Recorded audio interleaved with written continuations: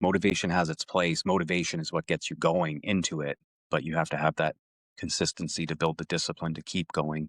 How would you explain survival mode to someone that's living inside? Survival mode. Yeah, that's I'm gonna think back and rehash some of my old stuff here. Survival mode was where I spent the majority of my time. How would I explain it? Survival mode is, for me, was shutting down anything that didn't involve surviving, emotion, mental regulation, anything like that. Survival mode for me was, okay, in the morning my alarm went off. Survival mode is telling me that I have to get up and go to work. I have to suffer through it because I need to pay my mortgage. I need to pay this or that. Coming home and whatever problems were at home, survival mode made it where, yes, I'll take the trash out. I was basically just a husk, just going through the motions until I was like, okay, hopefully tomorrow I expire. So I'll just live in survival mode, go through the motions. I don't care about anything. And hopefully it ends soon. You went into motivation.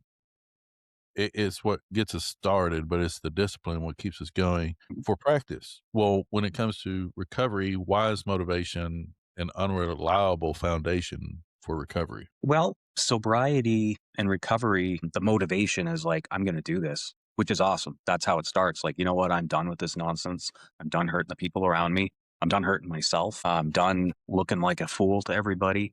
I'm going to do this. I'm motivated to do this. Then you stop drinking and then you're forced to deal with all the same stuff that you were dealing with before, but now we're not doing it with substances. So the discipline part of that is like, no, I said I'm not drinking. I'm not motivated to keep sobriety because I want to. This is too much.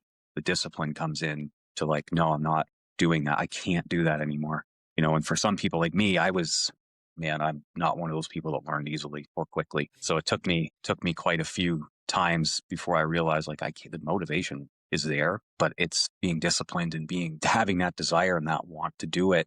And that's where I wish I had had some support, because for me, it was cold turkey and by myself. And it was a very, very brutal journey. The willpower went away almost the next day. And that's where the discipline had to come in, where, and the more you practice that and the more you're consistent, the easier it does get. And sometimes, for me, it was always a 30-day mark. If I could make it past the 30-day mark, then I was onto something. What is the idea of a practice you can return to? So that's something that I would do. That was my short scales, playing a chord, the simple practice part of it, because I have it broken down into simple practice and complex. And the simple practice was what I would return to when I didn't have the motivation, when I just didn't have it. So that was my sit down, maybe play an easy song, strum some chords. Didn't even have to play anything. Just play.